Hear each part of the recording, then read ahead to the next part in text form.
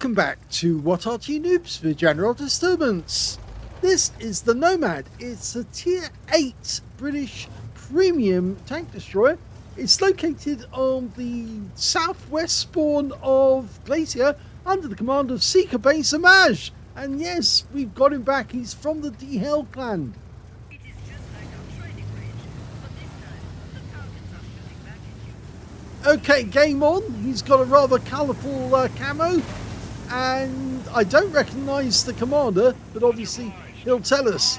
Now, it looks to me like he's carrying the 105mm gun, which is capable of 390 alpha, 268mm pen with standard APCR, with a Hesh round, 480 alpha, and 210mm of pen. So he can do a lot of damage. It's basically a charioteer by another name, which is actually an upgraded version of the Cromwell tank. Now, the charioteer was normally fitted with a 20-pounder gun, but he's actually carrying the 105mm, which is the top upgrade, and you can tell that because he's got the fume extractor halfway along the barrel. It's the L7A1, the famed gun that's very accurate indeed, and fitted to most really good tanks in the game. Because it's accurate and you can fast fire it. Okay, he's got close, and yes, look at these enemy. They're very, very vulnerable. Now, he has been spotted, but look at what they're doing. They're sitting there, and they're not trying to shoot back up at him. At least not yet. He's on a very dangerous edge there. He doesn't want to go over the edge and end up crashing down, but you know, once he's actually lined up perfectly, he can shoot into those guys and, yes, get huge amounts of damage. The Rambo is trying to raise his gun, I think. Trying to elevate it enough. He's decided he's not getting much joy with that, but he certainly will with this Type 4 Heavy. Engine deck goes for it. Gets 540 hit points of damage with a Hesh round. He's going to do it again. And he gets 476 off this one. That's a low roll. The Type 4 didn't like that, so he's turned around, but that leaves him vulnerable to our guy shooting him in the rear. Yeah, he's definitely, oh, well, he hits our observation port, but now we just need to go over the edge and put one into his weak spot. There you go. Oh, didn't go through. But he's going to focus on us to his own detriment, because whilst he's looking at us, our Tiger Mouse can actually take shots at him if he wants to, but he's not doing it at the moment. He went for the cupola there, he didn't get it. Trying to get the turret armor as well, the top of the turret, which is fairly thin. Wargaming don't give us figures for the actual amount or thickness of the armor, but it is very low. Instead, he fires one at the AMX AC-48, who realizes he was facing the wrong direction. And now he's facing us. But that goes in for 449. And he's going to be giving us his weak spots. And thank you very much. And that's him out the game. The kill shot actually went to the Tiger Mouse, who suddenly woken up and realised he's got 3 shots. And we get another one into the Type 4, who's now realised he's in an untenable position. He is going to go down. And there you go. Now we've got to deal with this Vindhund, who suddenly appeared. Now, to get rid of him, we have to probably go down and deal with him close. So he's going to try and circle around him. Remember, we've got a turret, and he hasn't. Okay, so we got one in. Yeah, he did get a hit, and he did Amarak us, unfortunately. But there's another one, and we fluffed his second shot because we pulled back in time. Now we can get the last one in to kill him. And there you go. So that is a second kill. Nicely done. Now I do owe a big apology to Seeker Base Homage, because I've got loads of his replays that have been waiting to be done for ages. And he does have some really spectacular games. But we will be binging on them, trying to get as many done as we can. I think that T26E5 Patriot down there is worried that he might be the next one to die.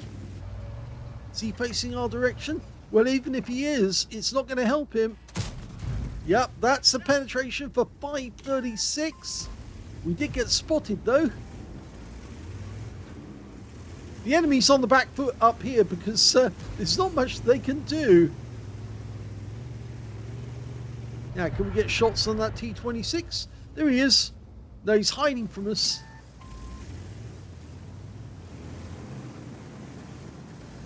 There's no Arty in the game, so we're not likely to get a shell coming in from above, but all the same, we need to worry about snipers back at his base who might be shooting in our direction. And they've cleared out the enemy on this side of the map, and we're 4 tanks ahead of the enemy now.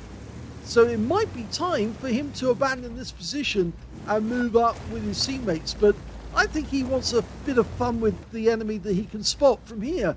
And in fact, he's just spotted them. And the Sharp Future 4, yeah, takes a round in the engine bay for 525. G-Saw, he's next. Oh, that was a one-shot kill. Now he's going for the Sharp Future. He's a one-shot. He's gone. Okay. Oh, and Hori won, but he didn't get that one in. There's another enemy in sight, a Conway, which is, funnily enough, the next tank up after the Nomad and the Charioteer. Okay, for a second there, he looked as if he was going to move out of cover. He will have to move because he's got guys coming in from 2 different directions. If he doesn't move, one of them is going to get him. The other one, well, he might get a few hit points off, but he's not going to stop them. So will we be able to get a shot? Oh, Borsig! Borsig, yes! And he fires a blind one in. The Hori one's still there. The Conway's gone. He puts one right into the side of the casement on the Hori one. He's taking damage. And the next kill shot. Oh, just missed out on that one. But we go for the Borsig again. People are hitting it from every direction. He fires blind. He did hit it. 409 hit points. Now he goes for the kill shot. The guy's pulling back into cover. And he gets him. That's his 4th kill. And that is the end of the game.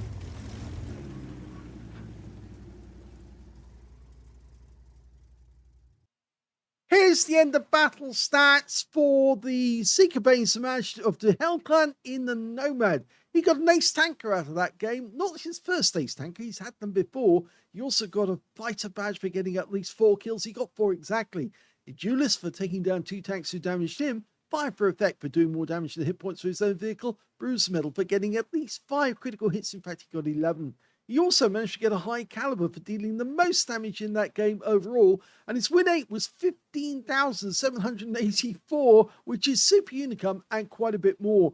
And I need to apologise to him because I suggested he go down low and abandon the position and follow up with his teammates. But from that firing position, he had a perfect view of the enemy, and as his teammates were lighting them up, he was slotting them and finishing them off, or at least getting damage on them. So let's have a look at the team score. Well, the high damage was 6,865 hit points of damage, and that was the high caliber. The second highest in the game turned out to be our AE Phase 1 with 2,950, and the third highest in the game was the Tiger Mouse, who managed 2,332. When it came to kills, we can see top score was 4 kills to Seeker Bane to Bash, 3 kills went to the Wizzy 111 Model 1-4, and 2 kills went to the E75 on his team. And the enemy team, they only got 1 kill apiece, and only 4 players actually managed to get kills at all in that game, so they were pretty much outmatched.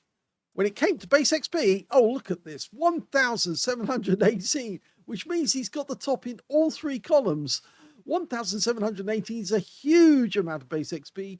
1,140 went to the Wizzy 111 Model 1-4, and they were the only 2 managed to make it over 1,000 base, with the A Phase 1 picking up 988. So well done on that score.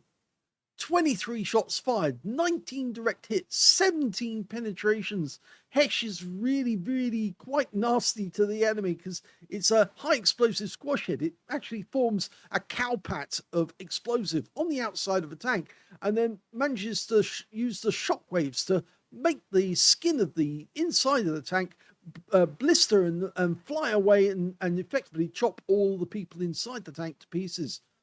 1 splash damage as well, 6,865 hit points of damage, of which 3,002 were at more than 300 meters. Most of those are the shots that were fired right up on top of the ice and into the enemy base area. 3 hits received from the enemy, 2 were penetrations, 1 non-penetration, and he also got 3 enemy vehicles spotted, 8 enemy vehicles damaged, 4 killed, and he earned, on a premium count, 13,381 credits profit from the game, and 2,835 experience points as well. So, first game we see from Secret Base Smash is a nice 7K Nomad game where he basically dominated and got the top in all 3 columns. Yeah, we've got better games to come, so you're going to enjoy this. I hope you enjoyed this one. If you did, please give it a like, and thank you for watching.